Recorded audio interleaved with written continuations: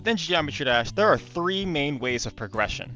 We got the main levels, we got the gauntlets, and we have the map packs. The main levels are the stepping stone of the game, and most new players will start right here.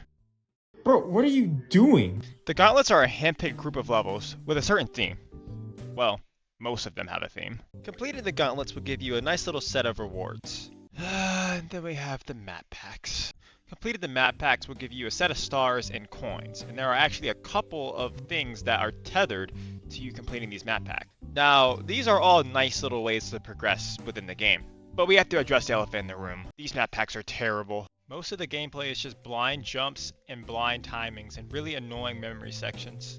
There are 65 map packs, meaning if you want to beat all of them, you have to go through about at least 180 levels of torture, and that's being generous. A lot of the comments will say the same thing. This level sucks. I hate this level. Never playing this level again. And it's for good reason. So knowing all of this information, what is the worst map pack? Normally I would do some research and kind of play a lot of the levels and figure out, okay, which one is actually the worst. For me, this one is very easy. It's the Twisted Pack. Why, RobTop? If you disagree, well, you're wrong. I'm going to explain why these levels are not good.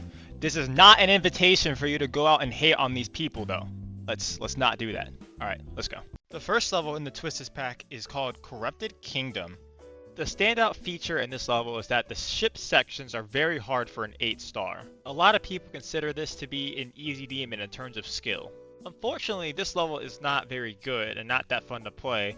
And also, this is probably the best level out of the entire Twisted Pack. The level just has a lot of blind timings and unfortunately another set of just awkward jumps and unbalanced difficulty. For example, there's this random blue orb that comes out of nowhere, and if you click the next blue orb right after it, you die. It's not the hardest thing to avoid, but it is a strange timing to have at just an 8-star level. There's also this little awkward timing where you have to click fairly late, otherwise you'll hit the wall and you'll plummet to your death. You also have this really annoying blind jump. You literally have to memorize this because there's no way you can possibly read this in real time.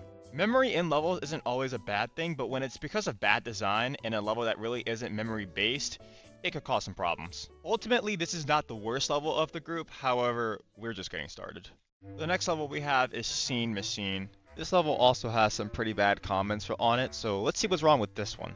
I just found this level to be kind of boring and also just really annoying in a similar way that Corrupted Kingdom was. When I first played this, I really didn't like it. I played it again and it wasn't as bad, but there are still some parts that I feel like need to be discussed. For example, this orb shame is actually really easy to mess up. It doesn't look like it is, but it's really strange. I'm not sure why it's built like this. The rest of the level is fair up until you reach this monstrosity. You have to click onto the jump pad, and if you don't, you end up dying in a very strange way.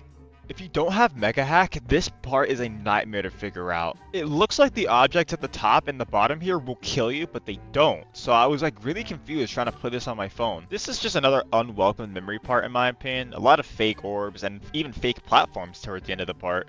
The final gripe with this level in my opinion is this stupid orb in the portal that is really hard to see. I literally didn't know that there was an orb there for the longest time, and it took me replaying it and rebeating it to actually see that that was there. I mean, you could blame that on me.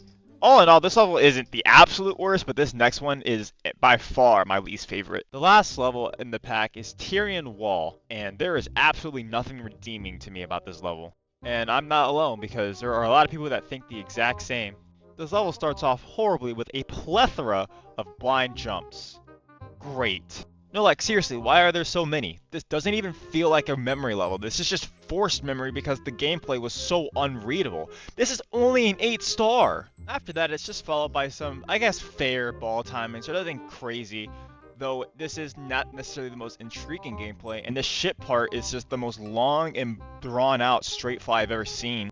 This ball part, on the other hand, is not like the last one, and this does have a lot of issues. There are just some really dumb deaths, a lot of them just from horrible, awkward timing. It's like if you mess up a click, you die 5 clicks later. This part is so bad, even the transition out of it is horrible with a blind jump. It's not even like Club Step, where the memory is fun and to figure out, and it's actually pretty cool to play. It's just blind jump simulator the entire way through. There's no way that this is fun to anybody. There is no redeemable quality with this level, and I'm not sure why it's even in the map pack. RobTop really did not cook with this, and the fact that this is a part of the official progression makes it so much worse. Unless you have Mega Hack and have the All Icons hack, you have to play these just to get some extra coins. You can unlock some pretty cool icons, in my opinion. You're kind of forced to play through these really bad levels, and the fact they were handpicked really doesn't make any sense to me. Like, there are some decent levels in the map packs, but these are just horrible, and unfortunately, as you go down the map packs, a lot of them are like these. Either way, thank you guys for the support as of late, and thank you guys for listening to my rant session. I'll see you guys in the next one. Goodbye.